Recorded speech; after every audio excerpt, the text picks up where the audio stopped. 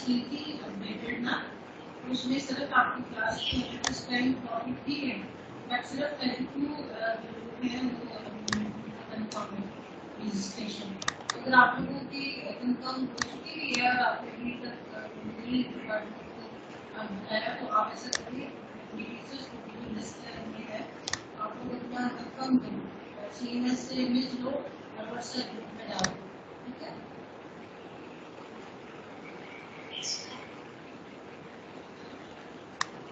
अभी इन्हीं लोगों की गलती से भी जो ऑनलाइन है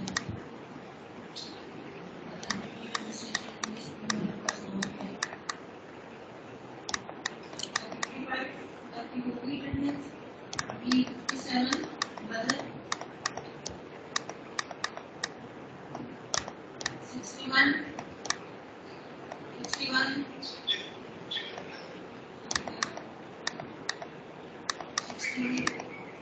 ठीक है 61 के बाद 68 नहीं है तक आप मुझे नहीं भेजेंगी मैं नहीं हो सकता। और फिर 79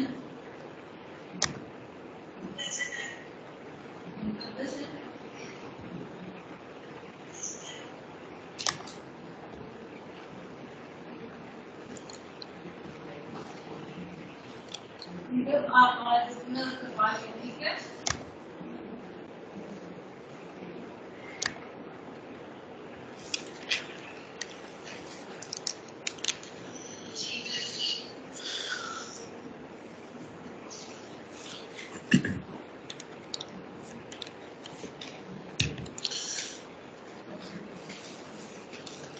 औज़ुबिल्लाहिमिनश्शैतानिर्रजीम बिस्मिल्लाहिर्रहमानिर्रहीम अल्लाहुम्मा सल्लि अला मुहम्मद व अला आलि मुहम्मद कमा सल्लैता अला इब्राहीम व अला आलि इब्राहीम इन्नका हमीदुम मजीद अल्लाहुम्मा बारिक अला मुहम्मद व अला आलि मुहम्मद कमा बारकता अला इब्राहीम व अला आलि इब्राहीम इन्नका हमीदुम मजीद रब्बि इश्रह ली सदरी व यस्सिर ली अमरी वहलुल उक़दतम मिन लिसानी यफ़क़हू क़ौली सदक़ल्लाहुल अज़ीम।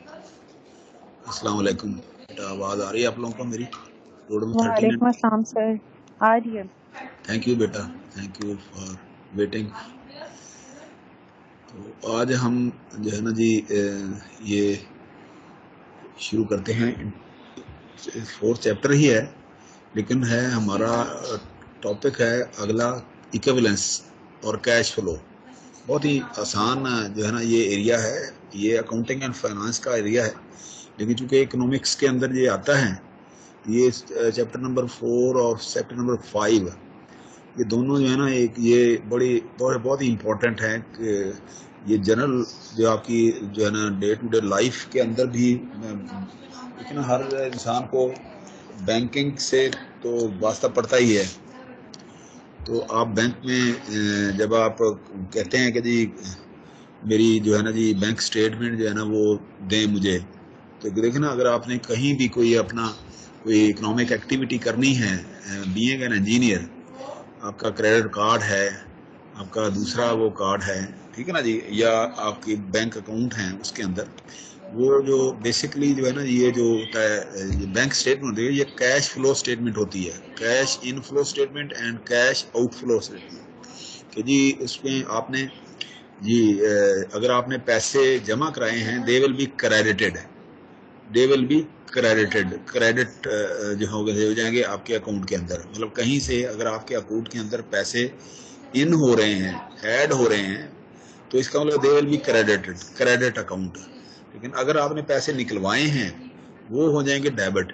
डेबिट का मतलब आपने ले लिए, उधार ले लिया, डेबिट कर लिए, ठीक है ना जी, वहां से ले लिया अकाउंट से। इसी तरह से अगर आपने पैसे खर्च कर लिए बैंक से, बैंक के थ्रू खर्च कर लिए, कहीं पेमेंट कर दिया आपने, ठीक है ना जी, वो होंगे डिसबर्समेंट, डिसबर्सिंग। तो बरसर जो है ना कई यूनिवर्सिटियों में ना बरसर की वो जो है ना वो पोजीशन होती है। मसलन यहाँ यूईटी में तो ये सॉरी इसमें इस यूनिवर्सिटी में तो जो है ना जी आपकी मुझे पता नहीं ये यूईटी टेक्सला के अंदर वो ट्रेजरर की होती है, ट्रेजर खजानची। लेकिन जीसी यूनिवर्सिटी फैसलाबाद में मैंने चूंकि वहाँ एफएससी की थी, वहाँ ये उसका गवर्नमेंट कॉलेज था, तो वहाँ पर पोजीशन थी बरसर की, बरसर। डिसबर्सर या बर्सर, ठीक है ना जी। इस तरह जीसी लाहौर में भी बर्सर की पोजीशन है। तो ये मतलब ना, ये बर्सर का मतलब ये है कि आपका अकाउंटेंट, अकाउंट ऑफिसर या डायरेक्टर अकाउंट या डायरेक्टर फाइनेंस होते हैं, ठीक है ना जी, ये लोग होते हैं। तो ये रीढ़ की हड्डी होते हैं, मतलब ना ultimately you have to go toward the finance people, ठीक है ना, for payments and other activities, economic activities. तो इंजीनियर के लिए जो है ना जी, इकोनॉमिक एक्टिविटी जो है ना वो बहुत इम्पोर्टेंट है। तो उसी के सिलसिले में हम पिछले वो जो है ना हमने 4th चैप्टर से शुरू किया था, इसी तरह से आज हम बिल्कुल उसी तरह से फिर हम जो है ना जी आज उसी एक्टिविटी को कंटिन्यू करेंगे। तो उसमें सबसे पहले आता है equivalence. What is equivalence? Economic concept इसका क्या है? इक्विवेलेंस का मतलब ये है कि फॉर एग्जांपल आज आपके पास 1000 रुपीज हैं, तो आज की डेट में उसकी नेट जो है ना जी, वो जो जो जो होते हैं ना, टाइम वैल्यू ऑफ मनी जो है, that is the 1000 rupees today. उसकी जो वर्थ है 10,000 रुपीज है। ये इसको कहते हैं, ये इसको कहते हैं टाइम वैल्यू ऑफ मनी।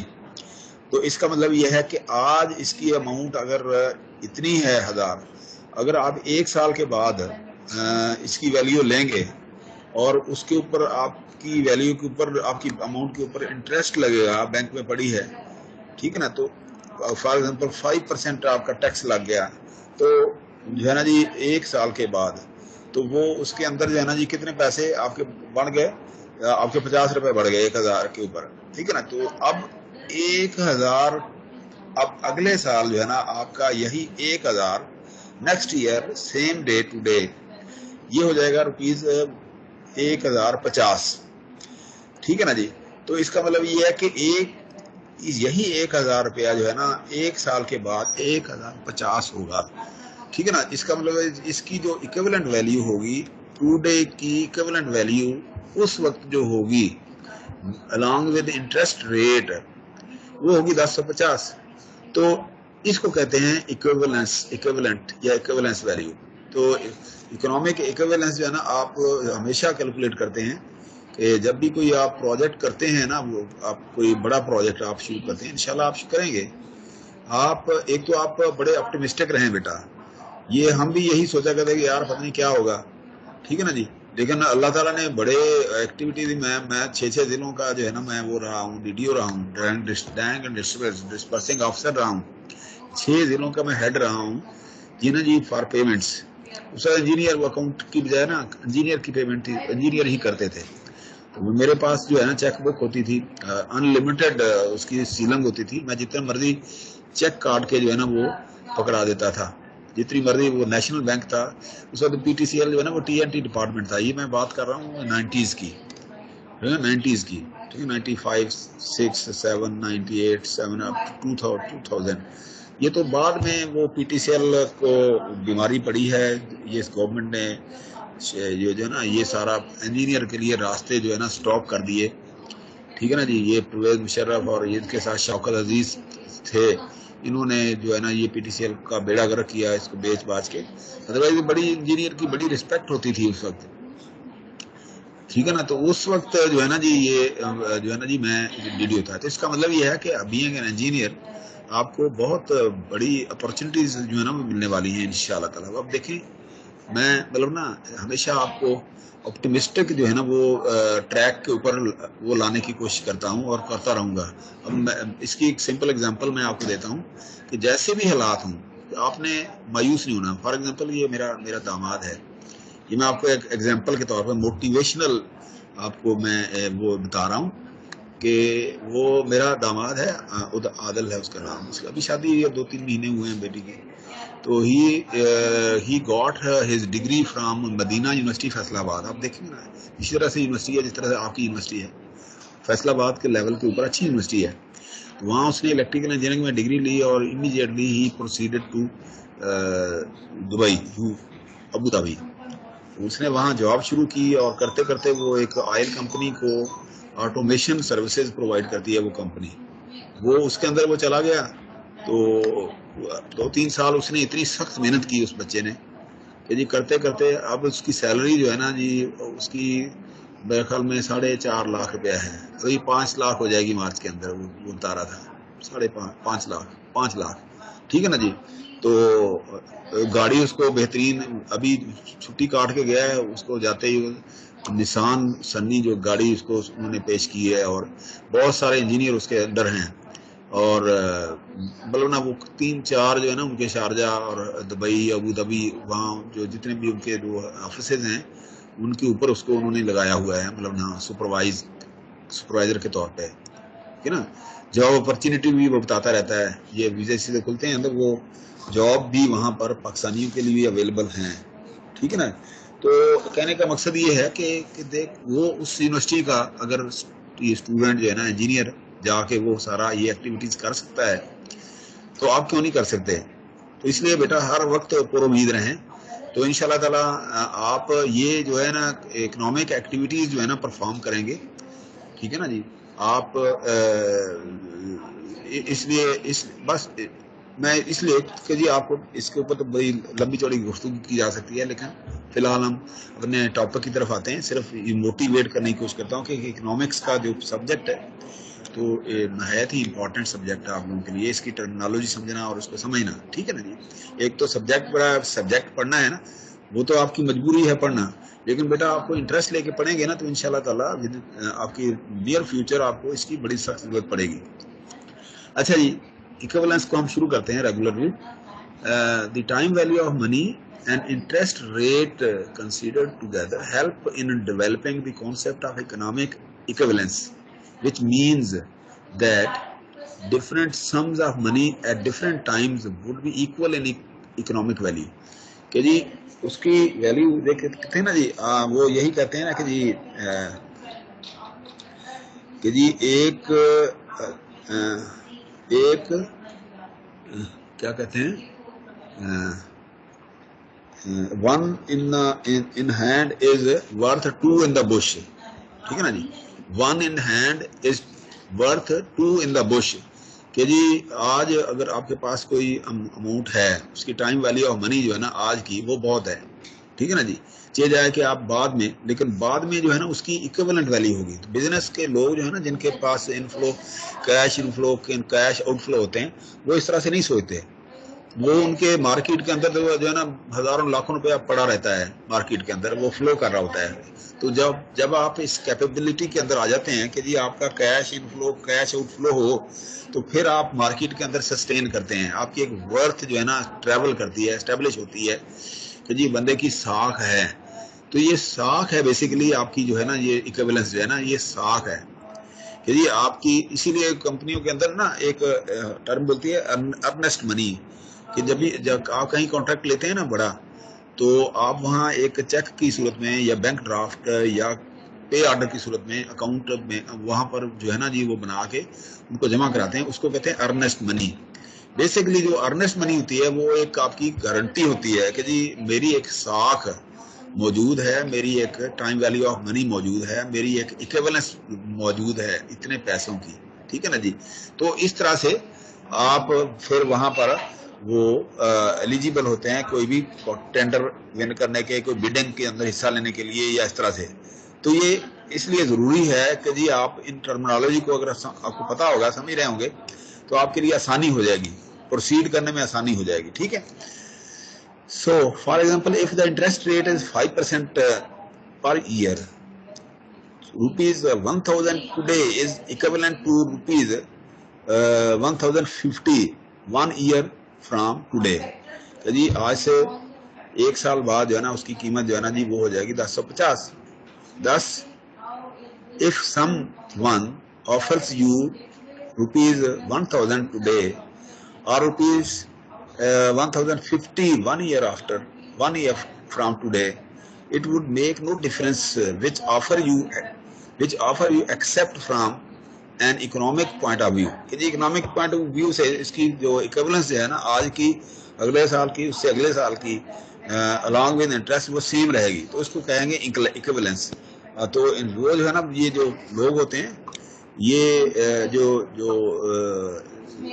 ये नहीं होते, क्या कहते हैं, जो इन्वेस्टर होते हैं, ये जो प्लाटों का कारोबार करते हैं वो यही करते हैं कि वो इक्विवेलेंस के हिसाब से वो क्या करते हैं, वो फाइलें मेंटेन कर लेते हैं, फाइल बना लेते हैं, आपको फाइल देते हैं। तो वो फाइल के अंदर जो है ना आपको बता देते हैं कि जी आपकी ये इंस्टॉलमेंट्स हैं, कि जी अब ये है 5 साल के बाद ये होगी, ठीक है ना जी, 2 साल के बाद ये होगी, 1 साल के बाद ये होगी, आपकी किस्तें बना के आपसे वो पैसे लेते हैं। तो वो कहते हैं कि जी अच्छा जी 5 साल के बाद जो है ना इस प्लॉट की जो इक्विवेलेंस है वो इतनी होगी।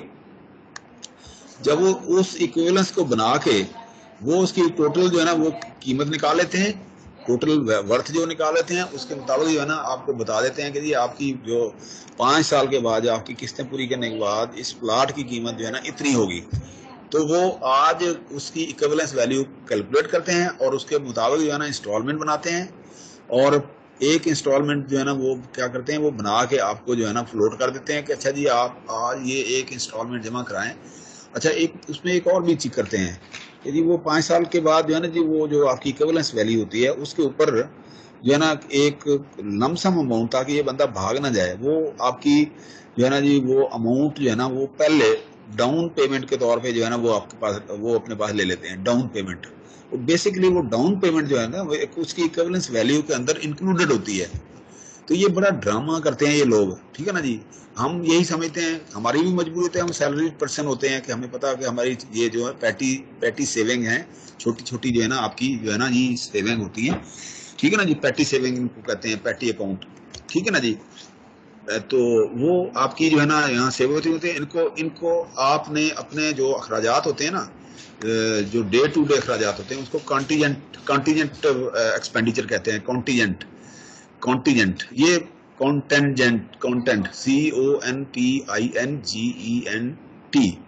CONTINGENT कॉन्टीजेंट बोलते हैं, कॉन्टीजेंट। तो कॉन्टीजेंसी के वो अकाउंट होते हैं। देखो ना ये आप जब कहीं अफसर लगेंगे तो ऑफिसर जो होता है ना, फॉर एग्जाम्पल आपके HOD साहब हैं या डीन साहब हैं, उनको एक अमाउंट मिलती है, मुझे भी मिलती रही है, इधर भी मिलती थी यूटी में, उसको कहते हैं इम्प्रेस्ड मनी, इम्प्रेस्ड। तो इम्प्रेस्ड मनी ये होती है कि आपको हर महीने जो है ना आपको एक अमाउंट आपकी फिक्स है, आपकी सीजन के मुताबिक, किसी की 20,000 है, किसी की 10,000 है, किसी की 5,000 है, ठीक है, किसी की 50,000 है, वो आपको मिल जाती है, चेक की सूरत में आपके अकाउंट में आ जाती है या आप अकाउंट में ट्रांसफर हो जाती है, ठीक है। आप क्या करते हैं, आप एक ऑपरेशनल इंजीनियर हैं, आप उसमें से आपने डे टू डे जो एक्सपेंडिचर है, फॉर एग्जाम्पल बिजली का बिल दे दिया, ठीक है ना जी, आपने कोई चीज मरम्मत करा ली आपने, तो महीना जब खत्म होगा तो आपके पास 20,000 का अगर इंटरेस्ट है तो आप क्या करेंगे, आप 15,000 फॉर एग्जाम्पल जो है ना जी उसमें खर्च करके वो बिल आप जमा करा देते हैं, तो वो आपके 15,000 आपको रिटर्न हो जाएंगे और आपका 20 का 20 अगले महीने के लिए जो है ना वो हो जाएगा। तो इसको कहेंगे इम्प्रेस्ड मनी है आपकी, ठीक है ना जी। तो इस तरह से ये आपका जो है ना इकोनॉमिक जो सर्कल जो है ना वो चलता रहता है, इकोनॉमिक एक्टिविटीज होती रहती है। इसी तरह से ये जो है ना इक्विवेलेंस भी इसी तरह से होती है कि आपने देखना है कि आप अगले साल ये अमाउंट आपके पास कितनी बन जाएगी अगर इसके ऊपर कोई इंटरेस्ट लगता है, ठीक है ना। इंटरेस्ट भी 2 तरह का होता है कि बाज़ औक़ात ये भी होता है कि आप अगर नहीं भी इंटरेस्ट लेना चाहते, वो बैंक के अंदर 2 तरह के अकाउंट होते हैं, एक होते हैं profit loss saving PLS account होता है, इसको सेविंग अकाउंट भी कहते हैं, और एक होता है आपका करंट अकाउंट। करंट का मतलब ये है कि करंट वैल्यू आपकी जो कि फ्लैट है। करंट का फायदा ये होता है कि आपको कोई वो उसके ऊपर कोई टैक्स वैक्स नहीं देना पड़ता, ठीक है ना जी, आपको उसके ऊपर कोई ऐसी कोई लायबिलिटी नहीं देनी पड़ती। लेकिन अगर आप सेविंग करते हैं, सेविंग के ऊपर आपको टैक्स देना पड़ेगा, आपको सारा कुछ ये ना वो सारा वो करना पड़ेगा। तो इस तरह से करंट और सेविंग का फायदा, नुकसान भी है, फायदा भी है, ठीक है ना जी। तो और हम बात कर रहे हैं अर्नेस्ट मनी की। तो it should be noted that 1,000 rupees today और 1,050 1 year after today from today are equivalent to each other only when interest rate is 5% per year. So at higher or lower interest rate, this 1,000 rupees today is not equivalent to 1,050 1 year from today. कि जी अगर आपका condition देखें ना, condition ये है कि 5% आपका interest rate हो। अगर इंटरेस्ट रेट 10% है तो ये अमाउंट क्या होगी, ये 1100 हो जाएगी, ये 1050 नहीं होगी, 1100 हो जाएगी। तो इसकी कंडीशन बेसिकली ये है कि ये इंटरेस्ट रेट आपको पता होना चाहिए कि कितना इंटरेस्ट रेट जो है ना आप इसके ऊपर वो अर्न कर रहे हैं, ठीक है ना जी। तो similar to the future equivalence, this concept can also be applied with the same logic to determine equivalence for the previous year। कि जी आप पिछले साल की इंटरेस्ट देखें जी, आप 50 रुपए वो निकाल दें उसमें से, ठीक है ना जी। तो total of ₹1000 now is equivalent to the, क्या है आपका, आप इसका इंटरेस्ट रेट जो है ना 1000 डिवाइडेड बाई 1.05 आप निकाल लें तो आपका बन जाएगा 952 रुपए 38 पैसे, ठीक है ना, 1 ईयर को at an interest rate of 5% per year, ठीक है ना जी। तो तकरीबन अप्रोक्सीमेटली 50 रुपया बनता है। From the illustration we can state the following कि जी लास्ट ईयर आपकी इक्विवेलेंस क्या थी, 952 रुपये 38 पैसे, और अब आपकी क्या है, टाइम वैल्यू ऑफ मनी जो है ना टुडे ये 1000 है, ठीक है। और 1 ईयर आफ्टर इक्विवेलेंस क्या होगी, 1050 रुपए from now are the equivalent to at an interest rate of 5% per year.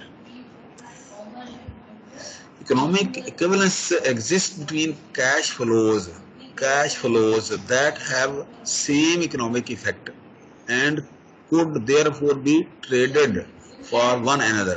Cash flow होते हैं, कैश इनफ्लो कैश आउटफ्लो, आगे इस टॉपिक वही आ रहा है। even though the amount and timing of cash flows may differ, the appropriate interest rate make them equal in economic sense। economic sense में इसीलिए वो कहते हैं कि जो इकोनॉमिस्ट होते हैं ना वो सबद वाग दिखा देते हैं। फॉर एग्जांपल ये जो बजट होता है ना, बजट यही काम करते हैं वो टोपी ड्रामा कि जी आपको इक्विवेलेंस वैल्यू नेक्स्ट ईयर जो है ना वो दिखाते हैं। अच्छा जी आपने अगर आज आपके पास इतने पैसे हैं, आपके बैंक आपकी उस मुल्क की जो साख होती है ना वो उसका स्टेट बैंक होता है, उस किसी कंट्री का स्टेट बैंक, एक जो सेंट्रल मर्कजी बैंक होता है। तो हमारे थर्ड वर्ल्ड जैसे कंट्री में अब आपने देखा होगा स्टेट बैंक जो है ना इंडिपेंडेंट कर दिया जी, IMF के थ्रू चला गया, फलां हो गया। जाहिर है कि IMF हमें कर्जे देता है तो वो उसने अगले साल उसकी इक्विवेलेंस वैल्यू जो है ना वो कैलकुलेट करके हमसे वो लेनी होती है अमाउंट, इक्विवेलेंस वैल्यू। तो उसको पता होना चाहिए कि इक्विवेलेंस वैल्यू क्या है। तो इसलिए उन्होंने एक डिमांड रखी कि जी आप जो है ना जी ये स्टेट बैंक को आप जो है ना इंडिपेंडेंट करें। अब पहले ये होता था कि स्टेट बैंक जो है ना वो गवर्नमेंट के अंडर होता था, ठीक है ना जी। तो उसमें वो क्या करते थे, स्टेट बैंक से वो बारो करते थे, सारे पैसे लेके MNA को जो है ना वो ग्रांट के नाम पे वो दे दिया करते थे, ठीक है ना जी। तो वो स्टेट बैंक जो है ना खाली हो जाता था। अब इन्होंने क्या किया, वो पार्लियामेंट से इंडिपेंडेंट कर दिया उसको, पार्लियामेंट से या जो असेंबली है उससे, MNA के। तो इसीलिए MNA वो जो है ना वो चीफ भी रहे हैं, सारा कुछ कर रहे हैं, ठीक है ना जी। लेकिन अब मजबूरी है कि जी इन्होंने वो इक्विवेलेंस वैल्यू के तौर पे इन्होंने इंटरेस्ट लिया हुआ है, ठीक है ना। इसलिए अब जो है ना जी इसका कुछ ना कुछ तो इकोनॉमिक एक्टिविटी जो है ना इसकी वो करनी पड़ेगी। तो वो उनके देखें ये एक इंटरनेशनल गेम होती है, ये जो फाइनेंसिंग होती है इस तरह की इंटरनेशनल गेम, हमेशा जो है ना जो सुपर पावर्स होती है ना वो ये काम करती हैं कि पहले आपने वो इंटरेस्ट के नाम पे या आपने डेवलपमेंट के नाम पे इतना पैसा दे दिया, उसके बाद जो है ना आपने इतने टैक्स लगा दिए कि वो मुल्क जो है ना वो आपको पैसे वो वापस ही नहीं कर सकता। तो फिर आप उससे कोई वो ब्लैकमेल करें, जैसे मर्जी काम लें, ये करें वो करें। इसी तरह से जिस तरह से आप फर्ज करें किसी को आप दे देते हैं कर्जा, उधार दे देते हैं कि जी अगले साल इसकी इक्विवेलेंस वैल्यू जो है ना आपने लौटानी है, ठीक है ना जी। तो अगले साल अगर आप नहीं लौटा सकते तो वो टर्म्स एंड कंडीशन जो है ना वो उसकी होंगी।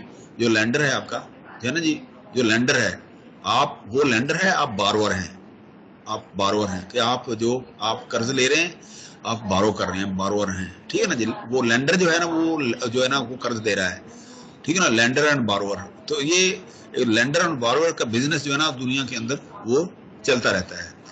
अच्छा अब आप देखेंगे जी यहाँ पर equivalence from personal financing point of view, ठीक है ना, कि इफ यू अब ये देखें कि जी ये कैश फ्लो है आपका, कैश फ्लो हम और भी तफसील से पढ़ेंगे लेकिन अभी फिलहाल देख लें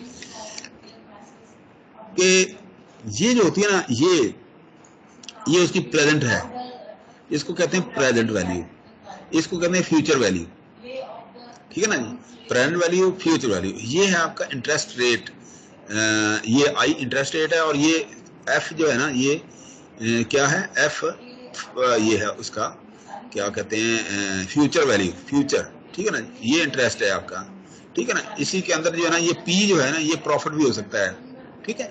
सो if you deposit $P today present value for N period, N का मतलब ये है कि 1 साल, 2 साल, 3 साल, 4 साल, up to N period, N time, at interest I ये इंटरेस्ट है, you will have $F at the end of a period N, ठीक है। तो ये इसका मतलब ये है कि ये जो स्टेटमेंट, ये आपका पीरियड है, पीरियड, तो ये पीरियड सालों के अंदर वो कन्वर्ट किया होता है, 1 साल, 2 साल, अप टू एन, ठीक है ना, इसको पीरियड को एन बोलते हैं, ठीक है ना। आई क्या है, इंटरेस्ट रेट होता है, ये परसेंटेज के हिसाब से रेट होगा। रेट का मतलब ये है कि पर 100%, का मतलब सेंट का मतलब ये 100 होता है, परसेंट पर 100, ठीक है। तो इस तरह से आपकी इक्विवेलेंस जो है ना आज की प्रेजेंट वैल्यू की फ्यूचर वैल्यू के साथ होगी, ये P is equivalent to F value, ठीक है ना जी, after n period by inducing the interest rate of n, ठीक है ना। तो इसका मतलब ये कि 1 आज की वैल्यू है, तो प्लस आई और इसके ऊपर ये n लग गया, ठीक है ना जी। अच्छा, अब ये है equivalence from personal financing point of view. Alternative way of defining equivalence, alternative के वे क्या है। अच्छा, इसमें ना बेटा ये देखना है आपने, 1 मिनट मैं आपको यहीं पर निकाल लूं, ये इसका मतलब क्या होता है। एरो अगर बाहर की तरफ हो, ये मैं बुक भी खोल लूं, एरो अगर बाहर की तरफ हो फिर क्या होता है, एरो अंदर की तरफ हो तो फिर क्या होगा, कैश फ्लो के अंदर जो है ना ये चीजें आ जाती हैं कि जी देखें ना। अच्छा, अगर एरो है अंदर की तरफ, present time beginning of period, ठीक है, 1 मिनट, ये ऐसे नहीं है,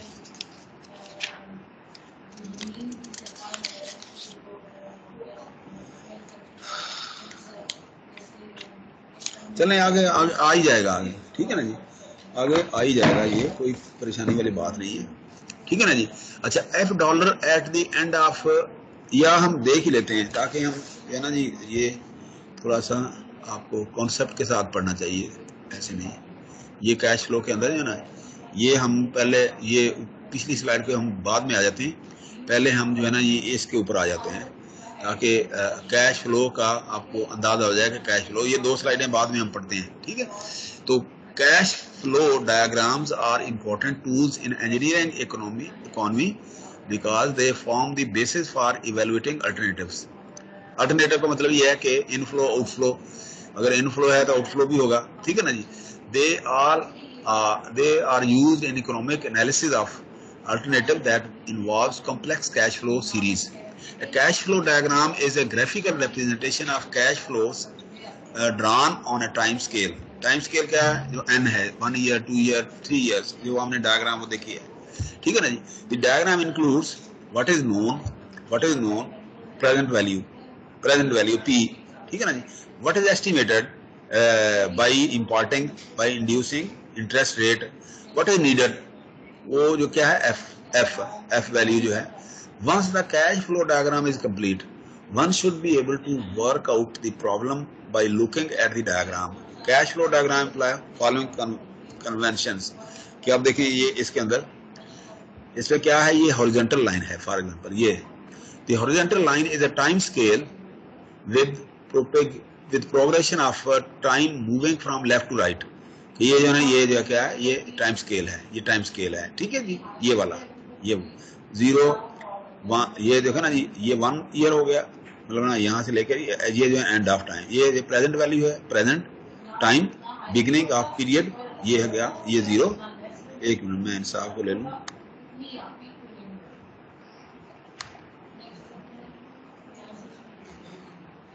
अच्छा जी, at the year end of 1 year, जी एंड ऑफ टाइम पीरियड 1, ये पीरियड 2 एंड हो गया, पीरियड 3, पीरियड 4 एंड पीरियड 5, ठीक है ना। ये typical cash flow with 5 periods, 5 year नहीं 5 पीरियड। बाद का ये ना पीरियड जो है ना 6 महीने का भी हो सकता है, ठीक है ना जी, 2 साल का भी हो सकता है, साल का भी हो सकता है, ठीक है ना जी। तो पीरियड हमेशा जो है ना जी, ये पीरियड जो गवर्नमेंट लेवल के ऊपर जो है ना जी, नेशनल लेवल के ऊपर जो पीरियड होता है 1 होता है, ठीक है ना जी। वो जून तो जून होता है, कई जगहों पे 6 महीने का भी होता है, दिसंबर में भी हो सकता है, कई जगह पे होता है। लेकिन उमूमन जो है ना, जो इसको कहते हैं एक अगर फाइनेंशियल ईयर है ना, इसको कहेंगे 1 फिस्कल ईयर। नाम सुना है फिस्कल ईयर? फिस्कल का मतलब ये होता है कि सालाना फिस्कल ईयर, ठीक है ना जी।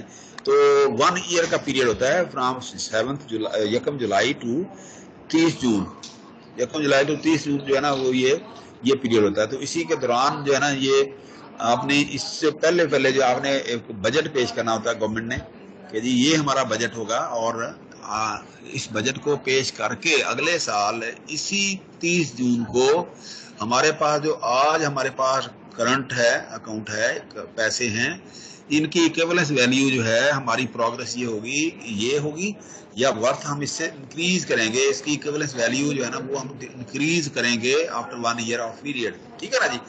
तो इस तरह से वो आपको, अच्छा फर्ज करें वो कर नहीं पा रहे, ठीक है ना जी, वो कर नहीं पा रहे, तो वो उसको कहते हैं कि डेफिसिट अकाउंट, डेफिसिट, ठीक है ना, खसारा, डेफिसिट खसारा, कि जी अगर आप पूरा नहीं कर पा रहे अगले साल बजट ये, तो आपको खसारे में जाएंगे, खसारा, उसको डेफिसिट कहेंगे, डेफिसिट, ठीक है ना जी। तो 1 फिस्कल ईयर, तो बजट भी इसीलिए पेश करती है गवर्नमेंट। आपने देखा होगा कि बजट जो है ना, वो 30 जून से पहले पेश किया जाता है, ठीक है ना। 30 जून के बाद अगर बजट को गवर्नमेंट पेश करती है, तो वो नालायक गवर्नमेंट जो है ना, वो कहलाई जाती है, ठीक है ना। उससे पहले बजट पेश करना होता है। और बजट पेश करने से पहले जो है ना, जो अपोजिशन होती है किसी कंट्री की, वो जो रास्ते रोड़े अटका रहे होते, ताकि ये बजट जो है ना, ये इस तरह का लूला लगड़ा पेश करें कि ये अपने प्रोजेक्ट जो है ना, वो कंप्लीट ना कर सके, ठीक है ना। अपनी कैश इनफ्लो आउटफ्लो जो है ना, इनके वो जो है ना डिस्टर्ब हो जाए, अनबैलेंस हो जाए, ठीक है ना जी, और हमें मौका मिल जाए, ठीक है। तो इस तरह से ये गवर्नमेंट के अंदर अपोजिशन का एक रोल होता है। अपोजिशन तनकीद करती है, लेकिन थर्ड वर्ल्ड कंट्रीज में तनकीद के अलावा लेग पुलिंग भी करती है अपोजिशन, ठीक है ना। Excuse me sir. हाँ जी बेटा, सर वो एक बच्चा कह रहा है कि मुझे ऐड कर लें। जी बेटा, अभी कोई भी नहीं है। सर 43 कोई रोल नंबर है, वो कह रहा है। कोई भी नहीं, ये देखनी है ना आप? जी सर नहीं है। एक मिनट में देख लूं, ठीक है। आप अपना म्यूट कर लें बेटा। ओके।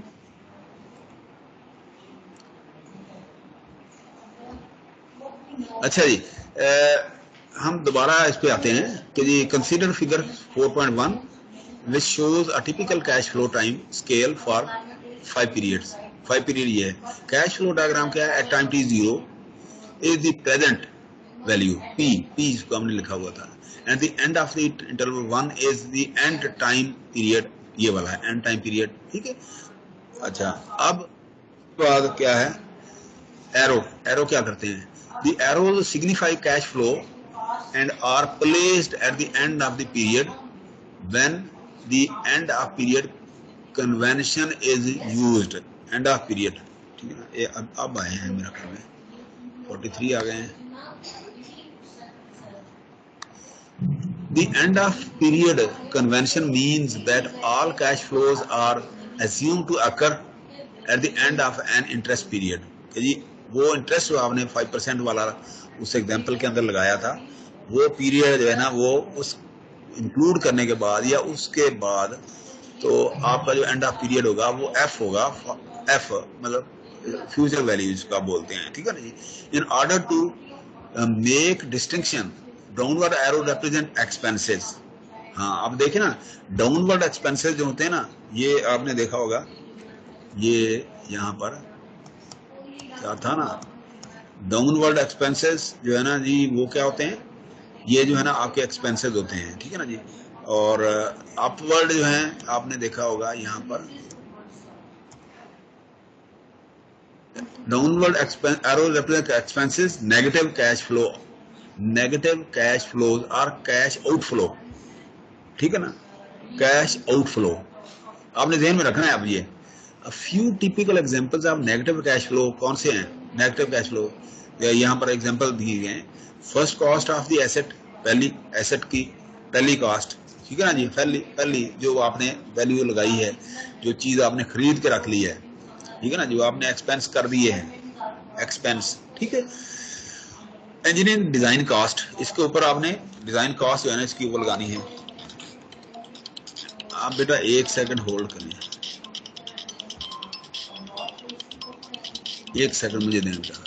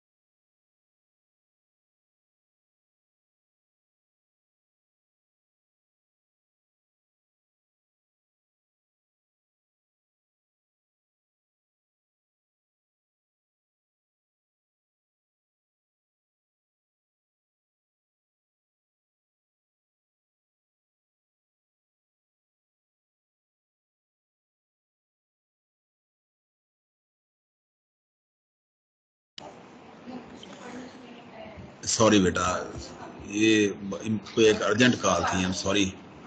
तो अब ये जो है ना, हालांकि क्लासरूम के अंदर हो तो फिर तो ये मुनासिब नहीं होता, क्लासरूम में तो बंदा ये फोन शून बंद रख कर लेता है। लेकिन अब जो है ना ये लोग, ये जो ऑनलाइन क्लासें होती है ना, आपको भी लोग फारग ही समझते हैं, हमें भी फारग ही समझते हैं कि ये टीचर भी फारग है और स्टूडेंट भी फारग ही हैं बेचारे। हालांकि दोनों जो है ना वो इक्वली जो है ना वो बिजी होते हैं, सारा कुछ कर रहे होते हैं, ठीक है ना जी। लेकिन अब वो हालात ही ऐसे हैं, तो क्या किया जाए, हमें इन हालात के साथ ही जीना है, अब कोरोना के साथ ही चलना है। अच्छा जी, अब हम जो है ना दोबारा इस पे आते हैं। Few typical example of negative outflow, कहते हैं फर्स्ट कॉस्ट हो गई, इंजीनियरिंग डिज़ाइन कॉस्ट है।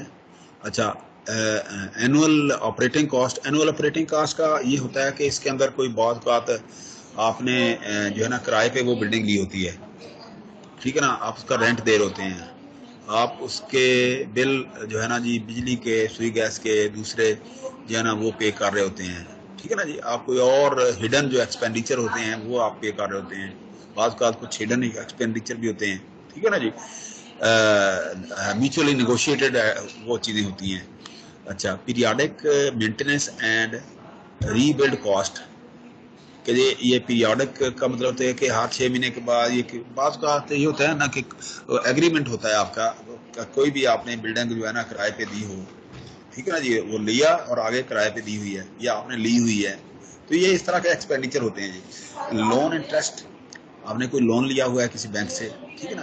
प्रिंसिपल पेमेंट का मतलब ये होता है कि देखें, फर्ज करें आपने गाड़ी खरीदी है बैंक से, अच्छा उसकी अगर 10 लाख उसकी अगर प्राइस है, तो अब वो 10 लाख को अब वो किस्तों में आपने फर्ज करें 5 साल के लिए ली है, अब एक किस्त उसकी बनती है फॉर एग्जांपल 10,000।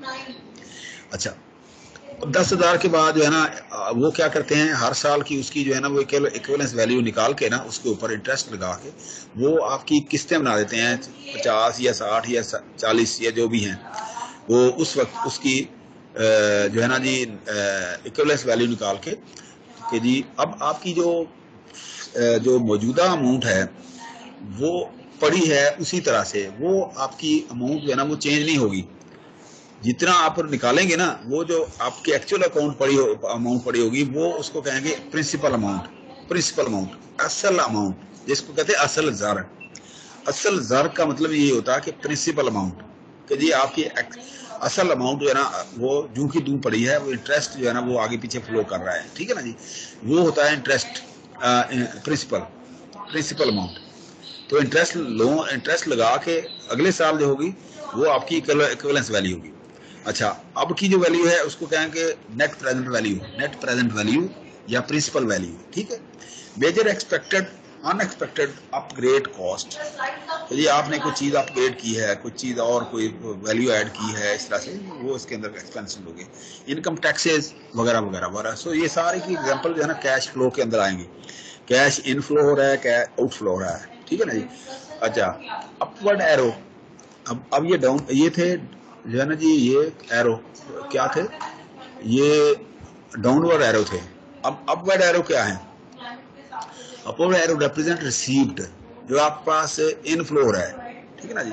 अच्छा, ये जो है ना पिछला, ये जो है ना डाउनवर्ड एरो, ये क्या है, ये आपकी डेबिट होगी, अमाउंट डेबिट होगी, उसमें से निकलेगी, ठीक है ना, डेबिट होगी, तो वो होंगे डाउनवर्ड एरो। और अपवर्ड एरो क्या है, वो उसके अंदर जो चीजें आ रही हैं, जो आपका रेवेन्यू आ रहा है, ठीक है ना जी। इसमें क्या है, cash inflow. A few typical example of positive cash flow are revenue. Revenue जो होता है ना बेटा, रेवेन्यू का मतलब ये है कि आपकी प्रिंसिपल अमाउंट प्लस उसके ऊपर जो आपने प्रॉफिट लिया है, लोन नहीं, ये सॉरी, ये जो आप यूं समझ लें कि इंटरेस्ट नहीं होगा ये, ठीक है ना।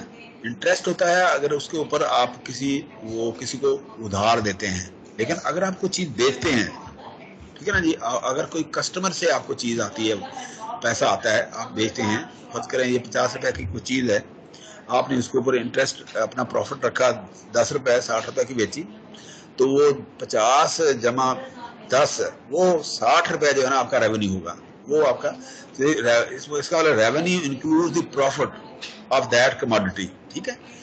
ऑपरेटिंग कॉस्ट का मतलब जो डे टू डे आप ऑपरेशन कर रहे होते हैं ना जी, day to day activity operating cost होती है इसकी, वो जो आपको आती है, ठीक है ना जी। एसेट सैल्वेज वैल्यू, कि जो आपने कोई सैल्वेज वैल्यू क्या किया है, आपने बेचा है कोई सैल्वेज वैल्यू। अच्छा, इसमें ना एक और जो टर्म होती है उसको कहते हैं आप, उसकी जो है ना जी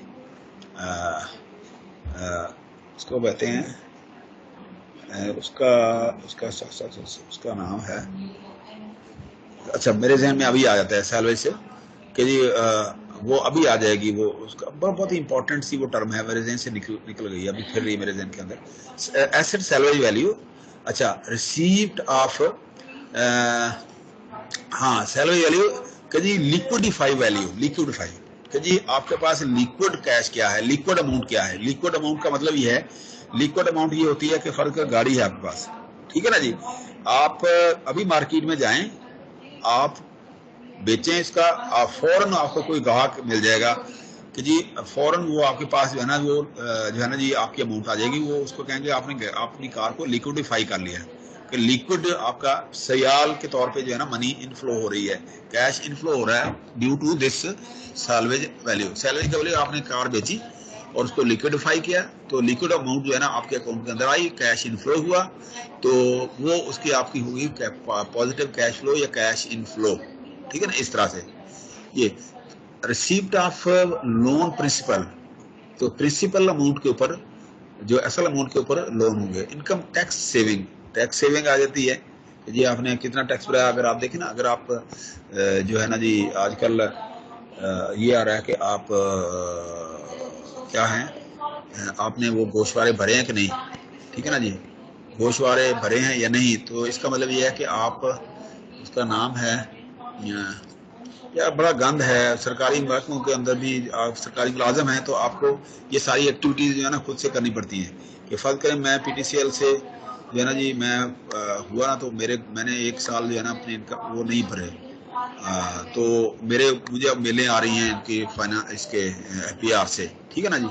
तो हाँ, इसका मतलब ये है कि मैं, इसकी एक खास टर्म है मेरे जहन से अब निकली हुई है, अभी आ जाती है जहन के अंदर कि जी मैं वो टैक्स पेइंग के अंदर नहीं आऊंगा जब तक मैं वो शराब भर के नहीं दूंगा, ठीक है ना जी। अच्छा, अब ये वो इनकम टैक्स अगर आपने वो भरा हुआ है, आप उसके मेंबर हैं 1 साल के लिए, तो इसका मतलब ये है कि उसकी सेविंग जो है ना आपके पास होगी, अदरवाइज आपको टैक्स ज्यादा लगेगा, ठीक है ना जी। अच्छा, अब इसके बाद है receipt from stock and bond sales, कि आपने बॉन्ड सेल कर दिए, स्टॉक में कुछ अमाउंट पड़ी हुई थी तो आपने स्टॉक में, ठीक है ना, वो आपने वो फॉरन जो है ना लिक्विडिफाई कर लिया आपने, ठीक है ना जी। Construction and facility cost saving,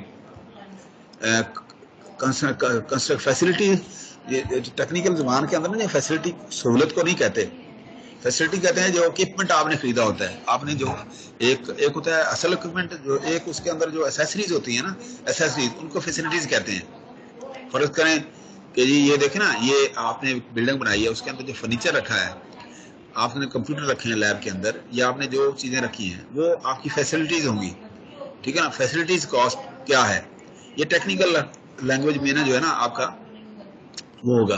saving on return, कि जी आपने जो पैसे कहीं दिए हुए हैं वो वापस आ रहे हैं, तो उसके ऊपर जो सेविंग होगी, इंटरेस्ट होगा, वो of corporate capital fund. Corporate capital fund क्या होता है कि आपने वो आपकी कंपनी जो है ना वो क्या है, वो कॉर्पोरेट कंपनी है, ठीक है ना जी, लिमिटेड कंपनी है, ठीक है ना जी। तो उससे उसमें उसके अंदर से भी अगर आप टैक्स देते हैं तो उसका भी आपको एक जो है ना जी एक बेनिफिट मिलता है कि आपके नाम पे कुछ लोग काम कर रहे होते हैं, आपके नाम पे, आपका नाम लेके, आपका लेटर हेड लेके आपने किसी को दिया होता है कि इस लेटर हेड पे काम करो, ठीक है ना जी। जो मुनाफा होगा उसका इतने परसेंट, 10% जो है ना वो आप मुझे देंगे। तो ये बहुत बड़ा बिजनेस आजकल चलता है कि जी फर्ज करें मेरी कंपनी है, आपने कारोबार किया है, आप बड़ी कंपनी अभी खोल नहीं सकते, तो आप क्या करेंगे, मेरे नाम पे कारोबार करेंगे और लेटर हेड मेरा यूज करेंगे, ठीक है ना जी। और जो पैसे होंगे मेरे अकाउंट में आएंगे उसके, तो उसके ऊपर जो मैंने आपके साथ अंडरस्टैंडिंग की होगी, 10% निकाल के बाकी अमाउंट जो है ना वो आपको मैं जो है ना जी वो मैं दे दूंगा। तो वो अमाउंट होती है ना कॉर्पोरेट कैपिटल फंड्स होते हैं वो वाले, ठीक है ना जी। Figure depicts a received cash inflow at the end of year 1 and the equal disbursement cash outflow. देखो मैंने आपको बताया ना डिसबर्सिंग कैश आउटफ्लो होंगे, ठीक है ना जी। अब आप देखें रिसीव्ड, ये जो है ना जी कैश, ये जो आउटवर्ड है, ये जो है ना कैश इनफ्लो है, और कैश ये डाउनवर्ड है, ये आउटफ्लो डाउनवर्ड है, ठीक है ना। अगर आप इसको इस तरह से लें कि positive and negative cash inflows, ठीक है ना जी, पॉजिटिव ये पॉजिटिव है, ये नेगेटिव है। अच्छा आगे हम चलते हैं, एग्जांपल से आपको समझ आ जाएगी। अच्छा जी, अब आप देखिए यहाँ पर cash flow diagram is dependent on point of view. For example if you borrow 1000 rupees from your friend and now and repay him in equal yearly after 3 equal yearly installments in 3 years, ठीक है ना। then the cash flow diagram from your point of view would be as shown in figure 3। देखिए अगर आपका point of view ये है और आपके दोस्त का पॉइंट ऑफ व्यू ये है कि आपके पॉइंट ऑफ व्यू से ये कैश फ्लो बनता है, कैश फ्लो बनता है, उसके पॉइंट से ये है। देखिए आपने ये ना जी आपने 1000 बारो किया, इसका मतलब ये अमाउंट आपने ली उससे, ये अमाउंट आपके ऊपर आ गया, लाइबिलिटी आ गई ये अब, ठीक है ना जी। और आपने उसको आउटफ्लो ये किया आपने, ये 1 साल के बाद, दूसरे साल के बाद, दूसरे के बाद, ठीक है ना, ये आ गया आपका पॉइंट ऑफ व्यू, ठीक है ना जी। अब उसी को आप उलट कह रहे हैं, तो आपके दोस्त का जो होगा पॉइंट ऑफ व्यू कि आपको उसने दिए पैसे ये, ठीक है ना, तो अब ये पैसे उसको मिलेंगे वापस, कब मिलेंगे, ये 1 साल बाद इतने मिलेंगे, दूसरे बाद इतने मिलेंगे, अगर तीसरे के बाद अगर लेगा तो इतने मिलेंगे, ठीक है ना। Cash flow diagram from your friends point of view, ठीक है ना, cash flow diagram from your own point of view. तो इस तरह से आपके पास जो है ना ये अमाउंट इसकी आ जाएगी। अच्छा जी, फिगर 4.4, ये 4.4 है ये वाली, ठीक है ना, is obtained by reversing the direction of arrow, ठीक है ना जी, एरो मतलब रिवर्स हो जाएंगे, ठीक है ना जी, रिवर्स हो जाएंगे बस।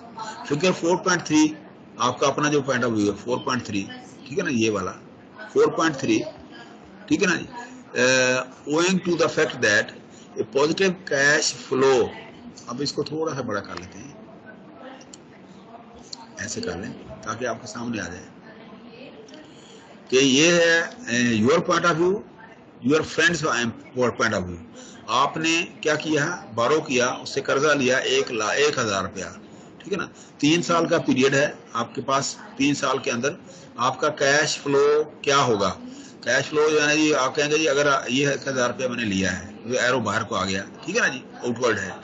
अच्छा, अब मैं अगर वापस करता हूं तो इसका मतलब ये पैसे इनफ्लो, पैसे मुझे मिले, ये आउटफ्लो है, ये आउटफ्लो है, ये आउटफ्लो है, तो ये इनफ्लो है।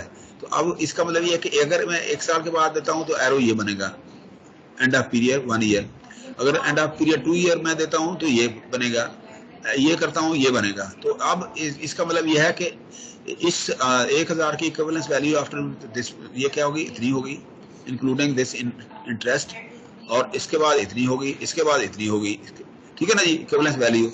इसी तरह से आप अपने फ्रेंड के पॉइंट ऑफ व्यू से कहेंगे कि वो उसका मतलब है कि वो कैश आउटफ्लो हुआ, या अब इसके उलट है, ठीक है ना जी, इनफ्लो की बजाय आउटफ्लो हुआ।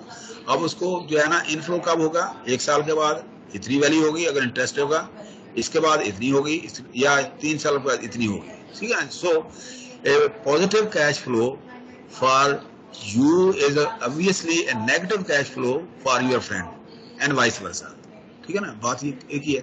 when cash inflows and cash outflow occur at the end of a given interest period, the net cash flow can be determined from the following point of view। कि net cash flow क्या होगा कि ये received minus disbursement जो खर्चे हैं, या equal cash inflow, received का मतलब cash inflow minus cash outflow. तो ये बिल्कुल सिंपल सा एक फार्मूला है, इसके ऊपर सिंपल सा फार्मूला। अच्छा, ये एग्जांपल करने से पहले जो है ना जी, चलें ये एग्जांपल करने के बाद वो 2 स्लाइड जो है ना हमने वो देखनी है, लेकिन अभी फिलहाल ये देख लें एग्जांपल के तौर पर।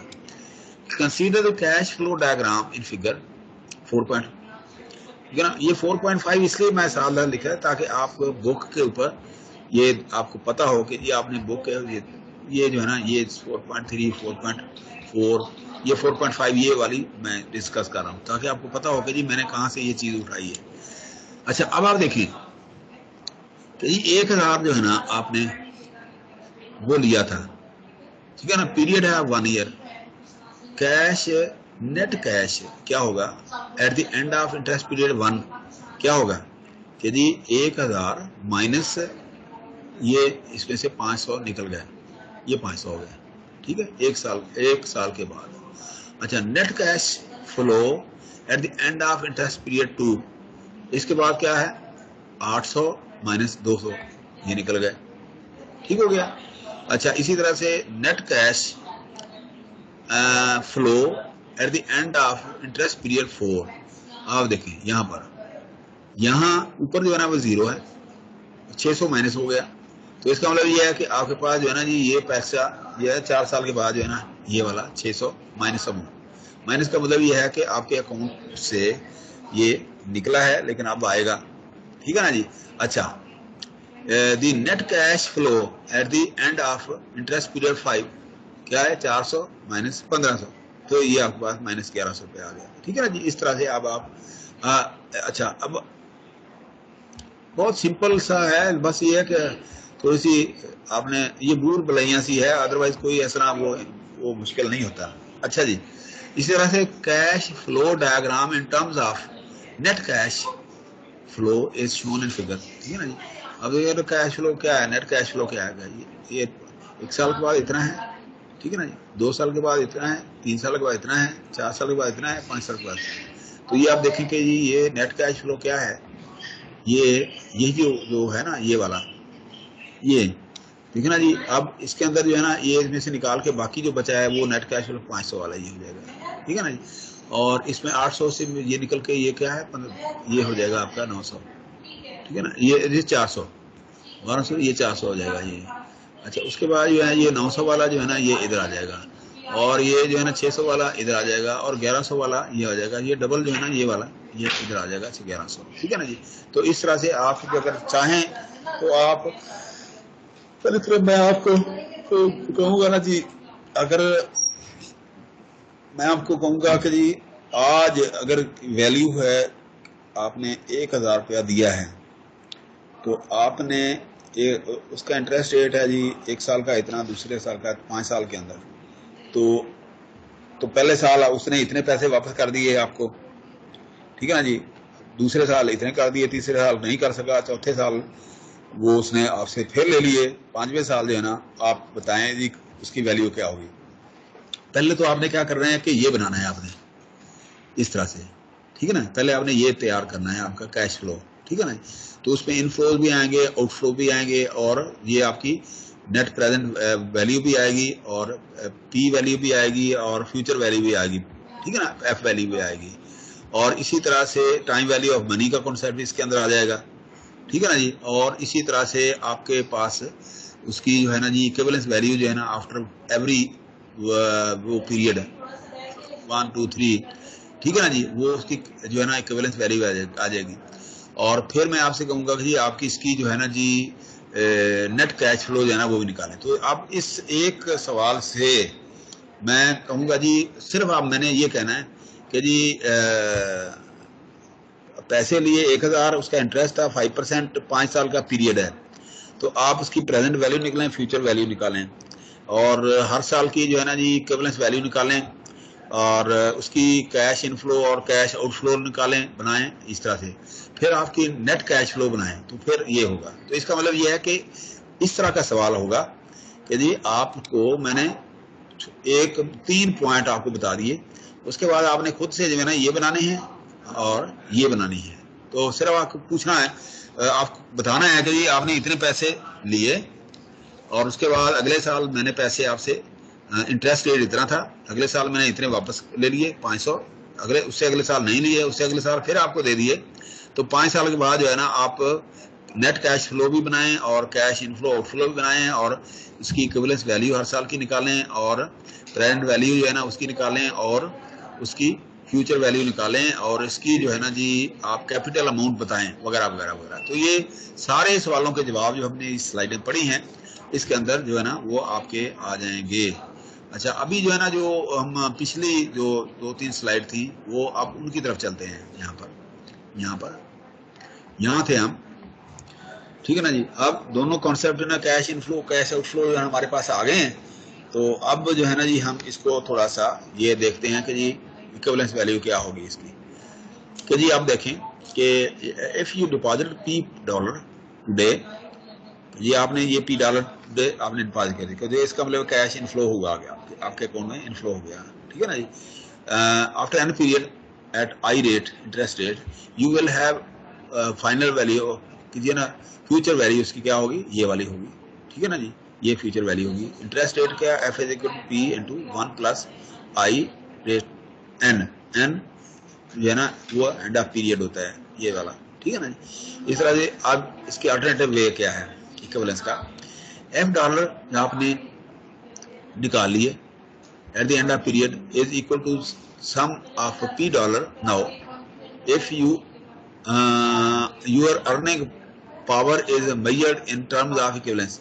तो अब आप देखेंगे कि ये आपने देखा इसकी एन जो है ये नेगेटिव एन हो गया, दिस इक्वल टू, ये इक्वल साइन है, नेगेटिव एन है कि जी। अब आप देखें ना ये फ्यूचर वैल्यू है, ये प्रेजेंट थी, इसके मतलब ये प्रेजेंट वैल्यू है और ये फ्यूचर वैल्यू कि जी आपने एंड के ऊपर आपने उसका उलट निकाला ना मेथड। देखिए ना पी ये है 0 to n या एफ एन 0, तो ये एक ही बात है कि जी आप अगर फ्यूचर वैल्यू निकालते हैं तो आपकी प्रेजेंट वैल्यू आपको पता होना चाहिए, अगर आपकी प्रेजेंट वैल्यू निकालते हैं तो आपके पास फ्यूचर वैल्यू होगी।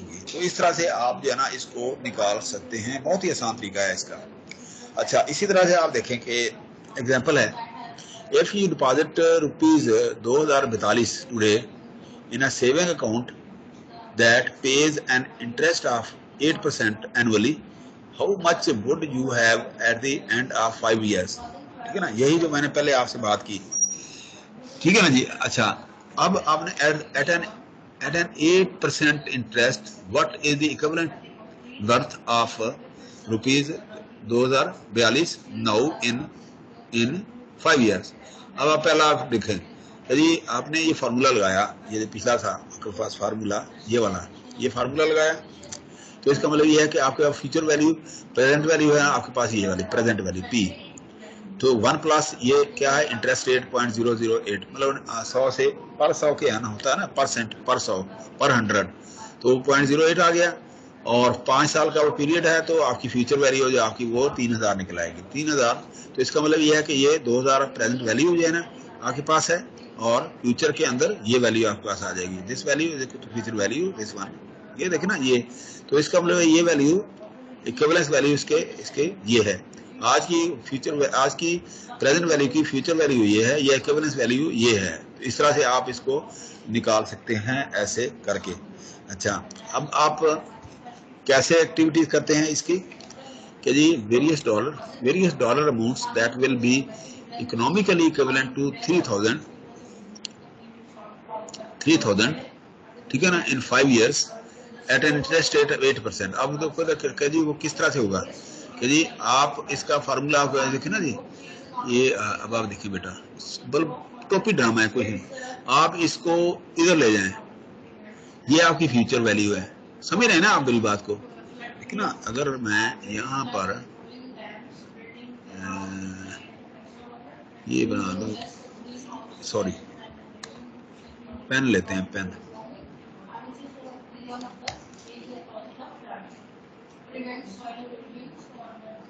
किधर गया है रो, ये अब देखिए ये है इसकी फ्यूचर वैल्यू, ये इसको आप बोल दें एफ, सॉरी ये एफ है, ठीक है ना, ये एफ है, इधर ये एफ है, ठीक है ना जी, ये इसकी पी है, ये एफ है, ये पी है, ठीक है ना, ये पी है, ठीक है ना जी। अच्छा, अब इसका उलट क्या होगा, जब ये पी इस तरफ आएगा तो ये वैल्यू जो है ना ऑटोमेटिकली इसके नीचे चली जाएगी कि जी F divided by this one, ठीक है ना जी, तो पी वैल्यू क्या हो जाएगी, ये वाली हो जाएगी, ठीक है ना, तो ये आपके पास आ जाएगा। अब क्या है आप देखिए यहाँ से, ये 0 ईयर है, प्रेजेंट वैल्यू इतनी है, ठीक है ना जी, और ये अगले साल जो है ना इसकी वैल्यू उतनी होगी, उससे अगले साल इतनी होगी, इसके इतनी होगी, इतनी होती। अब इसके बाद आप क्या करेंगे, अगर आपके पास फ्यूचर वैल्यू है तो प्रेजेंट वैल्यू जो है ना, मतलब ना आप बैक आप कितनी करेंगे, बैक ये वाली होगी 1 साल के बाद, चौथे साल, तीसरे साल ये होगी और 5वें साल ये होगी, ठीक है ना। तो इस तरह से आपके पास ये फार्मूला जो है ना ये आ जाएगा। तो डायग्राम आपने देखा कितनी खूबसूरत डायग्राम ये बन गई है, मतलब ना है वही चीज ही है, कोई और इसमें वो नहीं है मसला। अच्छा, इक्विवेलेंस कैश फ्लो क्या है, और यहाँ देखें कि rupees 2042 today was equivalent to receiving 3000 in 5 years at an interest rate of 8%. Are these two cash flows are also equivalent at the end period of 3, मतलब 3 साल के बाद वो कह रहा है कि कितने होंगे। Equivalent cash flows are equivalent at any common point in time. As long as we use the same interest rate 8% in our example. देखिए ग्राफिंग प्रेजेंट वैल्यू ये है, 3 साल के बाद क्या होगी, ये वाली होगी। तो फार्मूला क्या है, ये वाला लग गया कि this present value into 1 plus interest rate raise to power 3, ठीक है ना। अच्छा, इसी तरह से अगर आप 5 साल से 3 साल, आप 2 साल बाद देखें इस तरह से, तो क्या होगा, ये उलट हो जाएगा, ये -2 इधर आ जाएगा और ये आपके पास फार्मूला होगा, ठीक है ना जी। तो इस तरह से आपके पास ये कैश फ्लो जो है ना, ये आपके बनेंगे। अच्छा, प्रैक्टिकल प्रॉब्लम, प्रैक्टिस प्रॉब्लम क्या है, compute the equivalent value of the cash flow series at N using I. ये आप निकालेंगे कि 3 साल के बाद जो है ना आपकी वैल्यू जो है ना जी, ये वैल्यू आप निकालेंगे। ये आप प्रैक्टिस कीजिएगा, आप खुद से करेंगे ये, ठीक है ना। अच्छा जी, इसी तरह से ये भी इसी तरह से आ गया, ये भी इसी तरह से आ गया, आप कर लेंगे उम्मीद है। अब हम चलते हैं जी नेक्स्ट थोड़ा सा और आगे।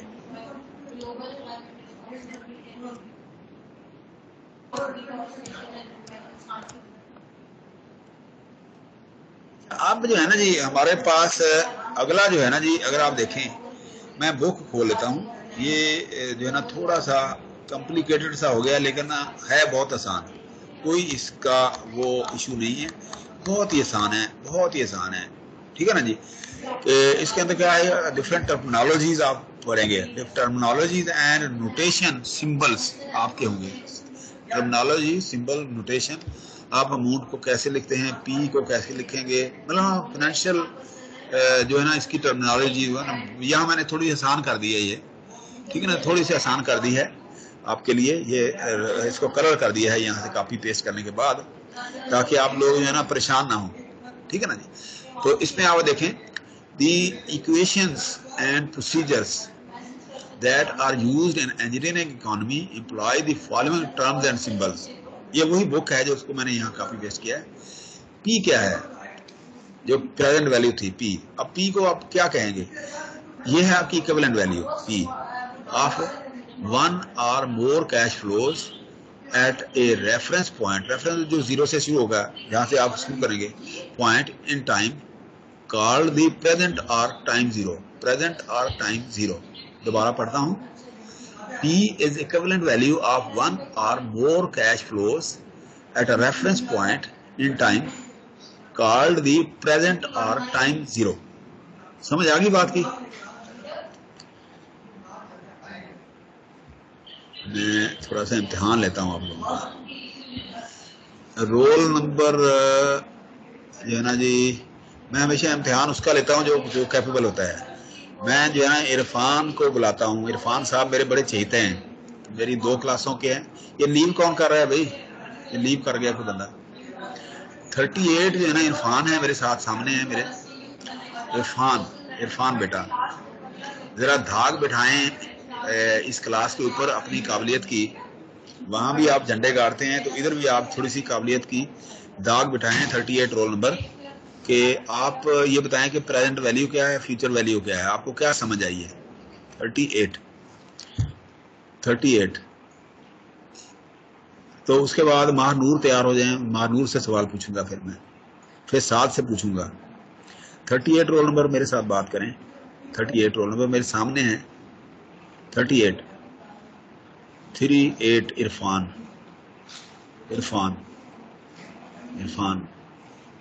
किधर है इरफान आप? सर एक दफा क्वेश्चन काइंडली रिपीट कर देना। कि कैश, मैं आपका इम्तिहान देखें, इम्तिहान बंदा एक लेता है, एक का लेता है, बाकी सोए हुए को जगाता है। इम्तिहान जो है ना एक का होता है, लेकिन बाकी जो है ना खुद वो सोए हुए जाग जाते हैं, खुद सोए हुए जाग जाते हैं, ठीक है ना जी।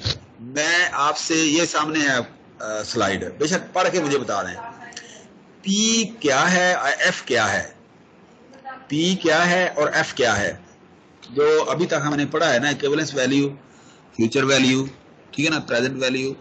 तो आप जरा मुझे ये बताएं कि ये क्या है दोनों, बेशक इधर से भी पढ़ लें, ठीक है ना। इक्विवेलेंट वैल्यू है एफ और इक्विवेलेंट वैल्यू पी, ठीक है ना जी। तो एफ इक्विवेलेंट वैल्यू होगी फ्यूचर के हिसाब से, पी होगी प्रेजेंट के हिसाब से। तो ये दोनों क्या है, दोबारा मैं जरा आपसे ये एक्सप्लेनेशन, कैश फ्लो और इक्विवेलेंस वैल्यू और time value of money in तीनों चारों जो टर्मिनोलॉजी को मैं इन जो है ना आपके अल्फाज में सुनना चाहता हूँ बेटा, बोलें। सर पी जो हमारे पास है ये इक्विवेलेंट वैल्यू है वन और मोर कैश फ्लो की। अगर एक या एक से ज्यादा हमारे पास कैश फ्लोज हो तो ये हमारे पास इक्विवेलेंट वैल्यू आ जाती है पी।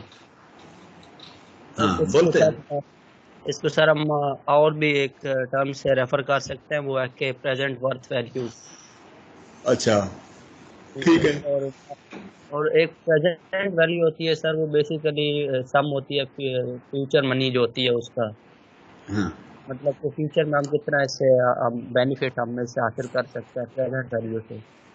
अच्छा आप ये बताएं कि इस आपको ये मज़ा आता है, ये आप दो जो है ना बिल्कुल आउट ऑफ द बॉक्स हैं आजकल इंजीनियरिंग से, आप मतलब ना इन दो कोर्सेज में, एक ओबी है और एक ये है, तो आप बताएं कि ये आपको समझ भी आती है इन चीज़ों की, इंटरेस्ट जी लेते हैं सर, आप? जी है, जी सर। दोनों कोर्सेज आपको अच्छे लगते हैं ये? जी सर बिल्कुल। अच्छा, तो ये जो मैं आपको बताता रहता हूँ ये समझ आती है, ये अभी जब आई है आप जी मतलब अंडरस्टैंड कर पा रहे हैं? जी सर, मैं समझ रहा हूँ, शुरू से क्लास अच्छा ले रहा हूँ। अच्छा चलें, नहीं नहीं क्लास आप लेना लेना बेटा, लेकिन ये है कि कोई नहीं, आपके लिए कोई मसला नहीं है, ठीक है ना जी।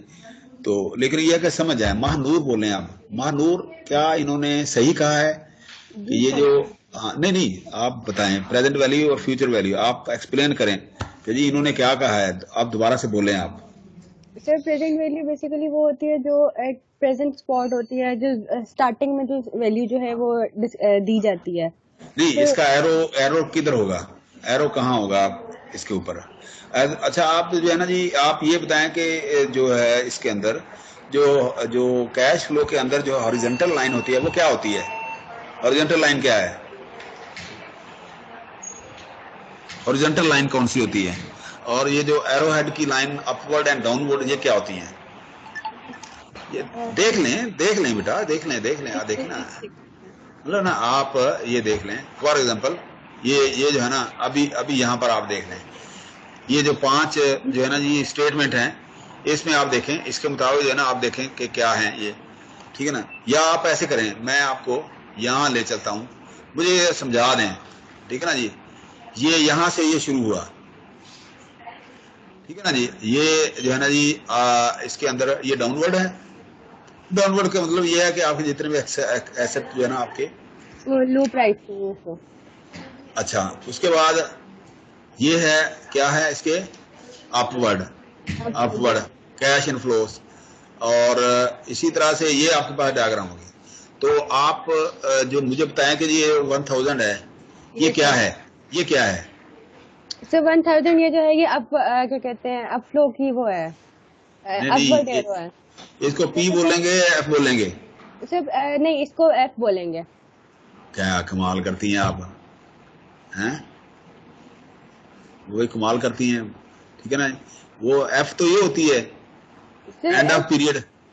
सर क्या कहते हैं पी जो प्रेजेंट पॉइंट पे वो जीरो मोमेंट में नहीं होगी। प्रेजेंट प्रेजेंट पेरेंट नहीं, प्रेजेंट प्रेजेंट नहीं नहीं प्रेजेंट ये नहीं है, जीरो नहीं है, जीरो नहीं है। तो आपके पास ये जो है ना आपने ये पैसे आपने बारो किए हैं, लिए हैं, आपके जी अकाउंट में आ गए, जी सर। और इसने जो है ना ये होगा आपका पॉइंट ऑफ व्यू, जो आपका जिससे आपने लिए हैं उसने डेबिट किए हैं आपके, वो उसके अकाउंट से निकल गया, ये निकल गई है। आपके आ गए। आगे आगे के एरो अपवर्ड है, ये एरो डाउनवर्ड है, ठीक है ना जी जी। सर। अब इसके बाद आप जो है ना जी अगर आप ये उसको वापस करते हैं तो ये होंगे तो ये होंगे आपका ये डाउन होंगे। हो जाएगा और उसका ऊपर हो जाएगा, ये सर। हाँ अगर अच्छा इसके बाद आप ये एक साल के वापस वापस करते हैं तो ये पैसे होंगे, जी दूसरे बाद सर। ये होंगे, या आपकी ये आपकी फ्यूचर वैल्यू एक साल के बाद होगी, या इस साल बाद होगी, इस साल बाद होगी। तो इसकी जो अमाउंट है, जो इक्विवेलेंस अमाउंट है एक साल के बाद इतनी होगी, ये दोनों, ठीक है ना। इस दुगना दूसरी बार इतनी होगी, और इसी तीसरे तरह और जिसके साथ आपकी डीलिंग है उसके पॉइंट ऑफ व्यू से इसका उलट होगा, ठीक है ना जी जी। सर। अच्छा अब इसके बाद है जी साद, साद साहब, साद साहब किधर हैं? साद, साद रसूल, क्या क्या पूरा नाम क्या है सर का? फिर साथ साद, सिद्दीकी। साद, सिद्दीकी। साद सिद्दीकी, साद रसूल वहाँ यूटी में होते थे एक अस्सलाम वो, वालेकुम सर। साद साहब, साद साहब जी अभी सर। जो है ना जी जो देखें, बात पता क्या है बेटा, ये बंदा वही होता है मैदान में खड़ा होता है जिसके कुछ मुखालफ पैदा हो जाएं, ठीक है ना, और वही कामयाब होता है, जी ठीक है ना सर, जी। बिल्कुल है। और अब इमरान खान है ना, वो सस्टेन कर रहा है, ठीक है ना, कितने मुखालफीन है, डट के खड़ा है और जी कामयाब भी सर, है, ठीक है ना जी। इसी तरह से आप सर साथ फिक्र हैं। ही नहीं करनी चाहिए जो बोलते हैं। मेरी बात समझ गए ना। अब जी आपके जी मुकाबले में इरफान साहब हैं। इरफान साहब ना जो है ना अपनी अपनी क्लास के नवाज शरीफ हैं, इनकी मुखालफत ही नहीं है वहां पर कोई, ठीक है ना जी। ये जी कभी ये नवाज शरीफ बन जाते हैं, कभी ये जरदारी बन जाते हैं, वहां पर कोई मुखालफत नहीं है सिवाय एक आध के, ठीक है ना जी। वो भी बेचारे वो जो बोलते नहीं है। लेकिन आप, मैं समझता हूँ कि आप जो है ना जी इमरान खान हैं, सही इमरान खान, ठीक है ना जी। तो आपके मुखालफीन भी पैदा हुए हुए हैं, ठीक है ना। अब देखते हैं मुखालफीन जीतते हैं कि आप हारते हैं, या वाइस वर्सा, ठीक है ना जी। सर, हार जीत तो जिंदगी का हिस्सा चलता रहता है। शुगर लगा रहा हूँ, वो भी हमारे नहीं सर, कोई और इसमें जो है ना जी महानूर है जो है, इनकी कोई वो नहीं है, इनके ये आई हैं लेडीज सीट के ऊपर, ठीक है ना जी। ये महानूर जो है ना, अल्हम्दुलिल्लाह माशाल्लाह, ये फिरदौस अवान बनी हुई है आजकल आपकी क्लास की, माशाल्लाह। तो इनकी कोई मुखालफत नहीं है ठीक है ना। अच्छा, अब आप मुझे जरा दें, जो भी अभी हमने थोड़ा सा पढ़ा है, तो वो जी थोड़ा सर। एक्सप्लेन करें 2-3 मिनट में। कि हम अब जो हम डिस्कशन इरफान साहब ने बात की है, मानूर ने बात की है, मैं कोई तकरीर करता रहा हूँ, आप जरा मुझे कंक्लूड करें जरा थोड़ी सी, तो आपकी लीडरशिप सर क्वालिटी मैं देखता हूँ। सर मैं बताता हूँ जितना, मतलब सर थोड़ा सा काम में बिजी था तो मैंने साथ साथ सुना भी और साथ साथ में वो काम भी सर अंजाम दिए। मैं बताता वेरी हूँ गुड। सर, आप प्रेजेंट वैल्यू और जो है प्रेजेंट वैल्यू के बारे में बता रहे थे सर। जो हमारा इनिशियल होता है वो होता है हमारी जो प्रेजेंट स्टेट होती है सर। उसके बाद जो हमें फ्यूचर में हमारे लिए अगर बेनिफिशियल हो ना, तो मतलब हमारे एक अकाउंट होता है। जैसे सर आपने सुबह बात कर रहे थे, एक यंगर सेवर का अकाउंट होता है जिस तरह, और एक करंट अकाउंट होता है। तो उसमें सर ये होता है कि पीएलएस सेविंग। जी जी जी जी हाँ जी, हाँ जी। उसमें ये कि आपकी जो अमाउंट होती है, आप एक बार उसको जिस टाइम जमा करवाते हैं उसके बाद वो इंक्रीज होती जाती है। तो ये कि सर उस पे वो इंटरेस्ट की कोई इनका होता है कि इंटरेस्ट रखा होता है, तो उस पर 1 हिसाब से ना ईयर, अकाउंट में पैसा जी वो बढ़ते जाते हैं। और हर तो साल सर के ये आखिर पर वो फ्यूचर उसकी एक इक्विवेलेंस वैल्यू आ जाती है, और जिस जी साल जी आप उसको कैलकुलेट करेंगे वो आपकी फ्यूचर वैल्यू होगी, ठीक है जी ना। जी अच्छा, जी चलें चलें, ठीक है। वैसे जो है ना ये आपकी जो स्टेटमेंट है ना, आपकी स्टेटमेंट जो है ना, यहाँ से अंदाजा होता है कि आपका ये जो है ना, ये जो स्टेटमेंट है ना, आपने ये बिल्कुल पॉलिटिकल स्टेटमेंट दी है। पॉलिटिकल स्टेटमेंट है, आप एक वाकई एक सियासतदान हैं, लीडर हैं, ठीक है ना जी। पॉलिटिकल स्टेटमेंट है पता नहीं मुझे भी समझ आ गई सर होगी, और सर ना बाकी करते अफराद तो को भी पता समझ नहीं आ गई क्यों होगी। पढ़ा रहे।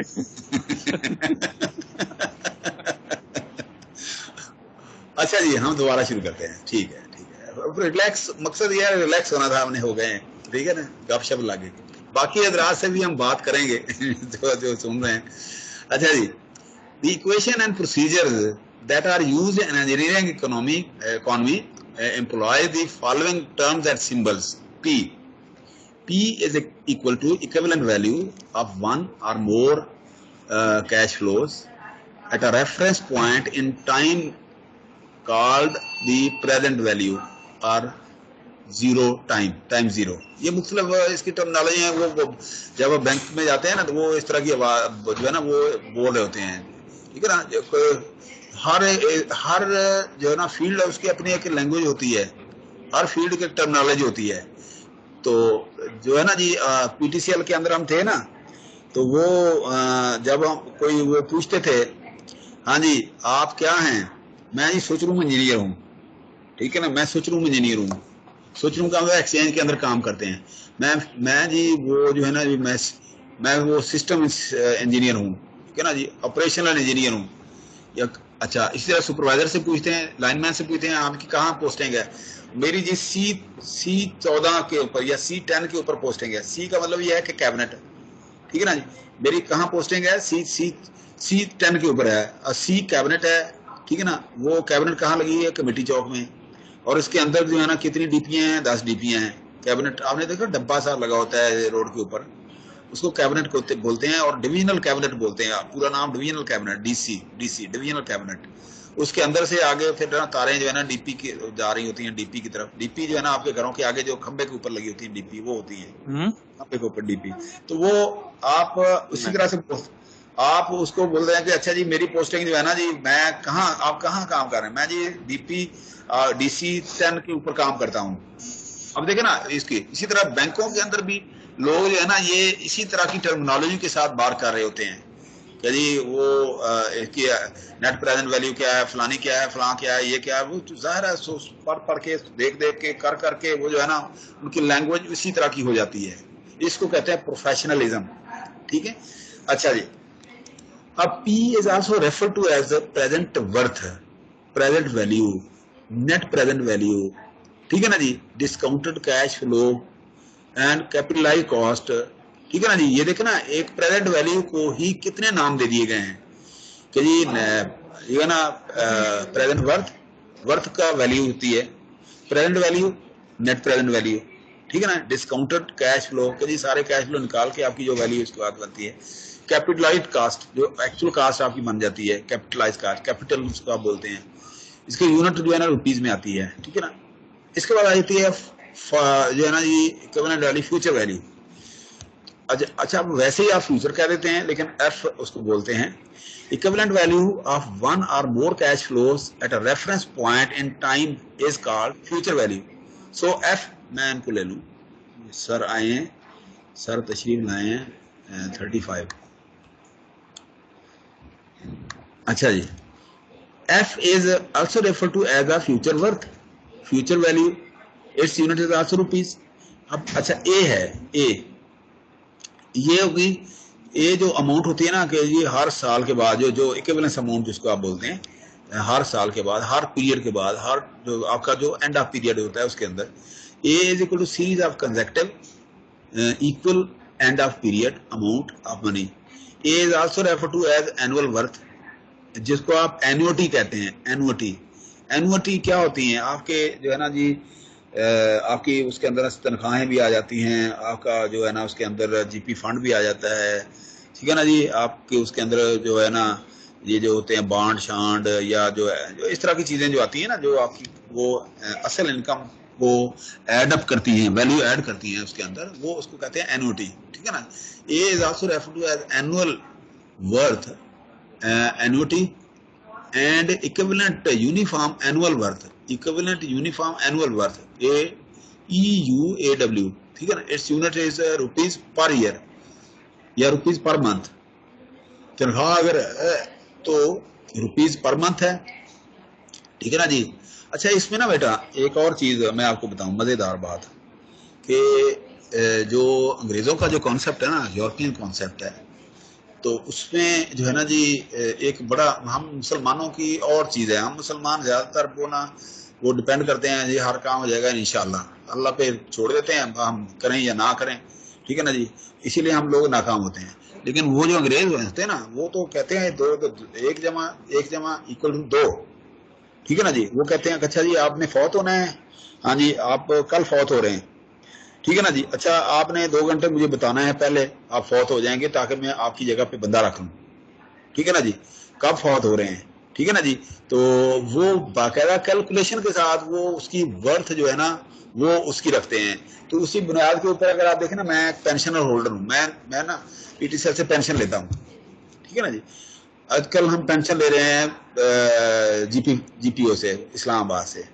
अब वो हमें फोर्स कर रहे हैं कि जो गजटेड पोजीशन होल्डर है ना, जो ऑफिसर हैं, वो उनकी सबकी बैंकों में जाए।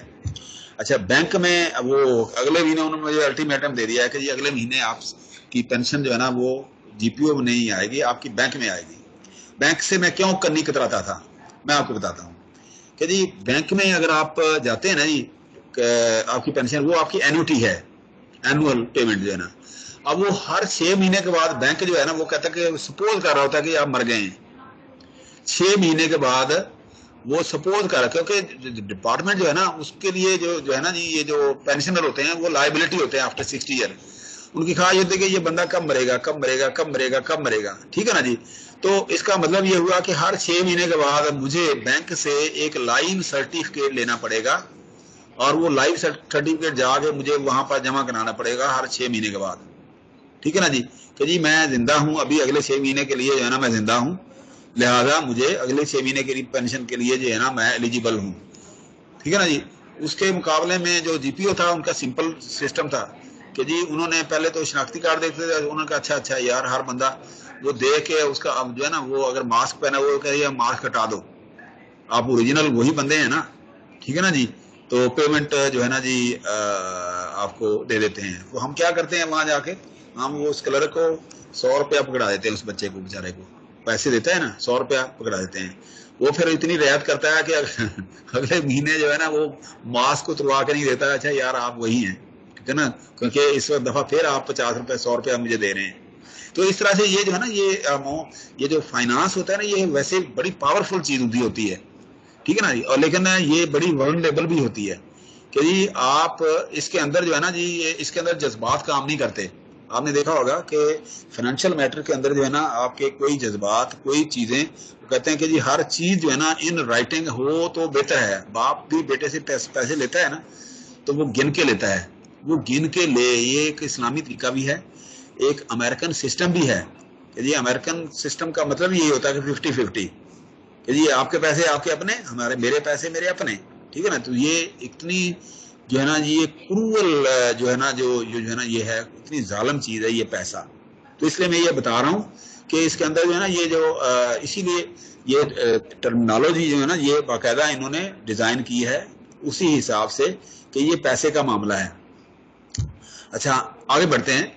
n is equal to number of interest period, its unit is year or month or days, I is interest rate और return per time period, I जो है ना return per time period, एक साल के बाद interest rate भी होगा। its unit is percent per year और percent per month और percent per day, जो आपने फिक्स किया होगा, ठीक है ना जी। it should be noted that P and F, present and future value, represent one time occurrence whereas A occurs with the same value once each interest period for a specific number of periods। A जो है ना वो दरमियान जो होती है एनुअटी कह लेते हैं इसको, ठीक है ना जी। Present value P in fact represent a single sum of money at some time period, some time prior to the future, prior to a future value। बिना फ्यूचर वैल्यू से पहले जो आप अमाउंट का कोई भी जो है ना कैलकुलेट कर रहे होते हैं फ्यूचर वैल्यू से, अल्टीमेट वैल्यू से, उस पीरियड के उतने पीरियड के, वो आपकी प्रेजेंट वैल्यू होती है। और prior to the first occurrence of an equivalent series amount A, ठीक है ना जी। अच्छा जी अब हम देखते हैं it should further be noted that symbol A always represent a uniform amount that extend through consecutive interest period.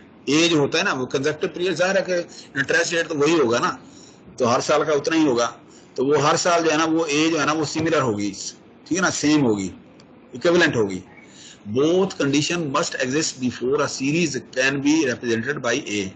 अच्छा the interest rate i is assumed to be a compound rate unless specifically stated as simple interest। ये simple interest ये हम पढ़ चुके हैं, compound interest और ये simple interest हम पढ़ चुके हैं, ठीक है ना जी। I is expressed in percent per interest period, for example 10% per year.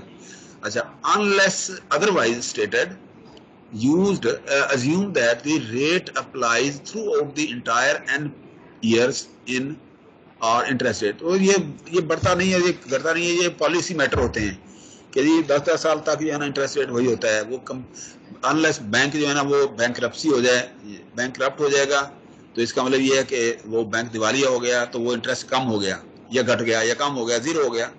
Otherwise जो है ना जी वो क्या है आपकी अगर मुनाफे में है कि तो वो इंटरेस्ट जो है ना बढ़ेगा, अदरवाइज नॉर्मली जो है ना वो सेम ही रहता है, इंटरेस्ट जो है ना होता है। अच्छा, अब जो है ना जी यहाँ ये एग्जांपल्स हैं, ये एग्जांपल जो है ना जी मैंने इसलिए यहाँ नहीं की कि बुक चूंकि हमारे पास है, ठीक है ना जी। ये बुक जो है ना जी हम उसको बुक को देखते हैं, बुक के अंदर ये 4.5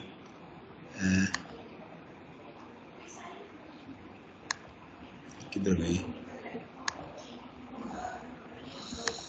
ये है ना जी ये 4.5 एग्जाम्पल हम देखते हैं जी 4.5 फॉर एग्जाम्पल ये है हमारे पास एक 4.5, ठीक है ना जी।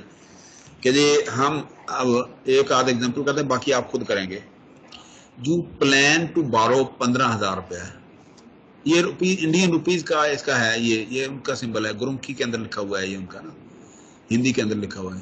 हिंदी गुरुमुखी को कहते हैं ना, गुरुमुखी रस्मुल खत होता है ये। अच्छा जी, you plan to borrow rupees 15,000 to help in buying a two wheeler आप ले रहे हैं, टू व्हीलर क्या है, मोटरसाइकिल, ठीक है ना जी। You have arrange to repay the entire principal, कि जी आप इंटायर वैल्यू उन्होंने आपके कहा जी आप प्रिंसिपल अमाउंट ये वाली plus 8.5 interest per year after 5 year, कि जी आपने उससे क्या किया है, 15 रुपये आपने 15,000 बारो किया और आपने दो टू व्हीलर जो है ना लेना है, तो आपने कहा है कि जी ठीक है 5 साल के बाद वापस करूंगा और हर साल का इंटरेस्ट रेट जो होगा 8.5% होगा, ठीक है ना, वो ऐड होगा, ठीक है ना। Identify the symbols involved and their values for the total amount owed after 5 year, कि जी 5 साल के बाद जो है ना आपकी इसकी इक्विवेलेंस वैल्यू क्या होगी, ओड जो है ना जी वो जो आप वापस करेंगे। Also draw the cash flow diagram, ठीक है ना जी। ये सवाल इसी तरह से आपके पेपर में या क्विज में आगे आ सकता है, आएगा, ठीक है ना जी। सोल्यूशन क्या है, in this case P and F are involved since all amounts are, ठीक है ना जी, अब single, all amounts are singles, N and I are also involved, so the symbol and their values are this one, P क्या है, ये वाली है, I ये है, N क्या है, F आपने निकालनी है, ठीक है ना जी। अब क्या है जी, आपने सिंपल डायग्राम बनानी है, अभी आपको निकालने के लिए नहीं कहा गया, कि पैसे वो कैलकुलेट करने के लिए नहीं कहा, कर भी सकते हैं कि जी F is equal to P into 1 plus N, 1 plus 5 rate power N, वो फार्मूला वही है जो आपको मैंने बताया अभी, जो पीछे आपने पढ़ा है, ठीक है ना जी। अब 15 ये जो है ना ये क्या है, आपने बारो किया, आपके अकाउंट में आ गए ये पैसे, आपके पास आ गए, तो एरो बार की तरफ से ऐसे आ गया। देने कब है, ये आपने फ्यूचर वैल्यू वो आपके उससे निकल जाएंगे। अब वो कैलकुलेशन करने के लिए नहीं कहा, ये जो है ना ये जो है ना टोटल जो है ना ये पीरियड है आपका, ठीक है ना जी। अगर आप यहाँ पे करेंगे तो ए अमाउंट होगी, कैलकुलेट करेंगे ए होगी, या भी ए होगी, ये भी होगी ये ए यहाँ होगी अगर कैलकुलेट करेंगे, ठीक है ना जी। तो आपके पास इस तरह से आपकी वो बनेगी। कैश फ्लो कैसे बनेगी, example A from borrower point of view ये होगी, ठीक है ना जी, और लेंडर पॉइंट ऑफ व्यू से ये होगी, मतलब इसके उलट होगा ये वाला। बड़ा सिंपल सा सवाल है ये वाला, बहुत ही सिंपल। इसी तरह से ये 4.6 है, ये भी आपने इसी तरह से निकालना है, ठीक है ना जी। और उसके बाद जो है ना जी 4.7 भी आपने इसी तरह से 4.89, ठीक है ना जी। अच्छा, ये जो है ना जी अब अगर ये तो सारा आपने यूनिफॉर्मली अगर पेमेंट कर रहे हैं, लेकिन अगर आप डिस्क्रीट लेवल पे आप कर रहे हैं, डिस्क्रीट वैल्यू के ऊपर, तो डिस्क्रीट फार्मूला में आपके पास क्या हो जाएगा, डिस्क्रीट में क्या होगा कि जी आप हर साल जो है ना वो थोड़ी डिफरेंट होगी, वो थोड़ी डिफरेंट होगी। डिस्क्रीट वैल्यू का मतलब ये है कि जरूरी नहीं, डिस्क्रीट का मतलब देखे ना, अगर आप सिंपल इंटरेस्ट लगा रहे हैं तो इसका मतलब हर साल इंटरेस्ट जो है ना वो सेम रहेगा आपकी अमाउंट के ऊपर। लेकिन अगर आप इंटरेस्ट दर इंटरेस्ट लगा रहे हैं कि जी वो होगा कंपाउंडिंग इंटरेस्ट, तो इसका मतलब ये उस वक्त आपकी वैल्यू जो है ना वो सेम नहीं रहेगी, सेम रेशियो के साथ नहीं बढ़ेगी, वो इसकी डिस्क्रीट वैल्यू जो है ना वो डिस्क्रीट वैल्यू के ऊपर वो बढ़ेगी, वो रेट सिमिलर नहीं होगा।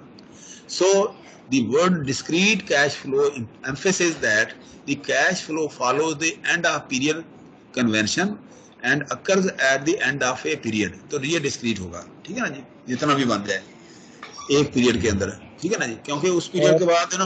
हाँ जी, जी सर। टाइम हो गया? सर जी सर, वो नेक्स्ट क्लास शुरू हो गई हमारी सर। अच्छा ठीक है बेटा, ये जो है ना जी, अब कहने का मकसद ये था कि आपने ये कुछ टर्मिनोलॉजी है, ये है वही चीज़ है, फार्मूला वही है, सारा कुछ वही है, ठीक है ना जी। तो अब आपने 1 साल के बाद मतलब अगले साल इतना होगा, ठीक है ना जी, वो 30 साल के बाद अगले उसके बाद ये होगा, इसके बाद होगा। बहुत सिंपल सी चीज़ें हैं। चलें हम जो है ना नेक्स्ट में ये इसको नेक्स्ट में कर लेंगे ताकि आप जल्दी ना हो। तो नेक्स्ट में हम इंशाल्लाह ताला ना ये डिस्क्रीट के ऊपर हम चलेंगे, फिलहाल जो है ना जी इतना ही काफ़ी है, ठीक है ना जी। तो नेक्स्ट में क्या होगा कि मतलब नेक्स्ट का मतलब कल हम ये करेंगे, ठीक है ना जी। और अगले हफ्ते जो है ना एक हम क्विज लेंगे, अगले हफ्ते हम एक क्विज इंशाल्लाह रखेंगे बुध वाले दिन, ठीक है ना। सोमवार की बजाय बुध वाले दिन जो है ना हम एक क्विज रखेंगे इंशाल्लाह ताला। उम्मीद है कि आप लोग रेडी होके आएंगे और कल हम इसको पढ़ेंगे, जो भी हमने पढ़ा होगा कल तक, आने वाले कल तक, तो वो हम नेक्स्ट वीक में एक क्विज रखेंगे इंशाल्लाह ताला, ठीक है, ताकि आप लोग इसी बहाने जो है ना इसको गो थ्रू कर लें, रिपीट कर लें। थैंक यू वेरी मच बेटा, बहुत शुक्रिया। अगर किसी चीज़ की समझ ना आई हो तो आप पूछ सकते हैं, ठीक है ना जी। इसके बावजूद अगर मैं नहीं आपको सेटिस्फाई कर सका था, इसके लिए मैं माजरत खा हूँ। तो अभी भी आज भी 14 लोग हैं, कोशिश किया करें कि बाकी लोगों को भी मोटिवेट करें कि वो आएँ, ठीक है जी। थैंक यू वेरी मच, बहुत शुक्रिया। अल्लाह हाफिज़। अल्लाह हाफिज़ सर। अल्लाह हाफिज़ बेटा, बहुत शुक्रिया।